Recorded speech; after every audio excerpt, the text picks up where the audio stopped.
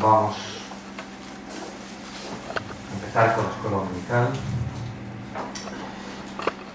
Y hoy es una escuela dominical donde vamos a tratar algunos temas pues que de una o de otra forma se crean muchos problemas, y a veces creamos problemas cuando no los hay, porque la palabra de Dios es clara, fácil de entender, pero bueno, a veces pues no la complicamos nosotros. ¿Alguien se acuerda qué dones dimos la semana pasada? Que nos dio nuestro hermano Tony. ¿De sabiduría? De fe. ¿Uno más? ¿Fueron ¿De tres? lengua? No, ciencia. Bueno, el hermano nos dio esos tres dones, y hoy vamos a dar tres nuevos. Salva, por la... ¿Ya? Sí, la 2. Pantalla 2, ¿vale? Vamos a dar los dones de expresión utilizando el lenguaje, el don de lengua, el don de interpretación y el don de profecía. Quizás son los que más polémica levantan. Y yo pienso que no debería ser así, pero bueno, yo he intentado de hacerlo sencillo, no exacto como el manual, porque no lo llego a entender de todo como lo pone el manual, sino lo he llevado un poco como creía, como he sido dirigido por Dios cuando he orado para que me diera la sabiduría necesaria para estos temas. Cuando me dijeron, te toca estos temas, pues hombre, uno siempre piensa, bueno, que sea lo que Dios quiera, y así es, ¿no? Entonces, de alguna forma, pues he intentado desmenuzarlo y llevarlo a términos sencillos y fáciles, ni más ni menos. No tenemos por qué complicarnos la vida. Lo que pretendo es que al final veamos estos dones, si son interesantes en el tiempo de hoy.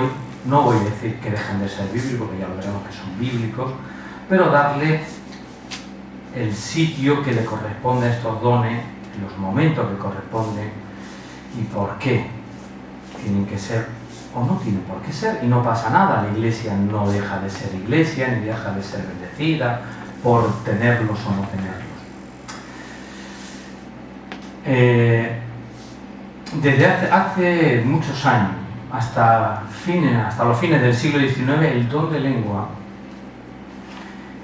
era, tanto para la Iglesia católica como para la Iglesia protestante, la historia determina de que lo habían dejado apartado pensando que ya no existía, puesto que el canon bíblico estaba y la muerte de los apóstoles, pues ya con eso parece ser que tanto la Iglesia católica, la historia dice que había acuerdo ahí, tanto la Iglesia evangélica como católica pensaban que esos dones pues se habían acabado hasta el siglo XIX, más o menos. En la mayoría del contexto de esos dos dones estaba dado como terminado, como que, bueno, el canon bíblico estaba, los apóstoles habían muerto, pues ya no tenía sentido. Pero a partir del siglo XX empieza un grupo de personas a decir que habían recuperado el don de lengua. Un grupito que intentó crear de nuevo y decir, oye, hemos recuperado. Pero el movimiento grande fue a partir del 1901, cuando esto comenzó a crecer. Y entonces salieron lo que son las iglesias con denominaciones pentecostal, carismáticas, donde cogieron o hicieron o tomaron o dijeron, tenemos el don de lengua. Y a partir de ahí fueron las iglesias que más crecen.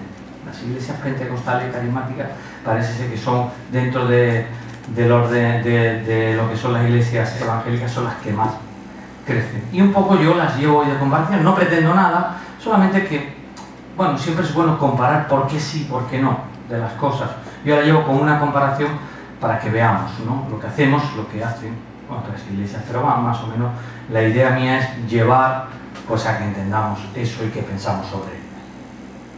Hay varias cosas que denominan o que marcan estas denominaciones, tanto pentecostal y carismática. Una es la conversión, que ahí estamos de acuerdo. 2 es el don de lengua por el bautismo del Espíritu Santo y 3 las emociones. Estas son un rasgo muy peculiar de ello. La conversión sí la tenemos todos los evangélicos. Para llegar a Dios tenemos que convertirnos a través de Cristo. El tema está el don de lengua a través del bautismo del Espíritu Santo y utilizan las emociones, que están bien. El tema es si se utiliza para bien, si es algo que surge o no surge, que iremos viendo. El bautismo del Espíritu Santo, pues dentro de lo que es la mayoría de los evangélicos, lo recibimos cuando nos convertimos. Eso es bíblico. 1 Corintios 13.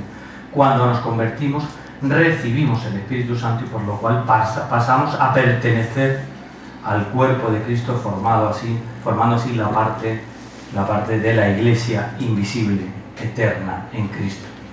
Nos convertimos y de ese momento recibimos el Espíritu Santo. Pero también recibimos más cosas que al principio no los vemos. Cuando nos convertimos, con el Espíritu Santo llegan los dones, que eso los vamos viendo cuando vamos desarrollando nuestra vida espiritual, nuestro crecimiento espiritual. Pero al principio no lo vemos.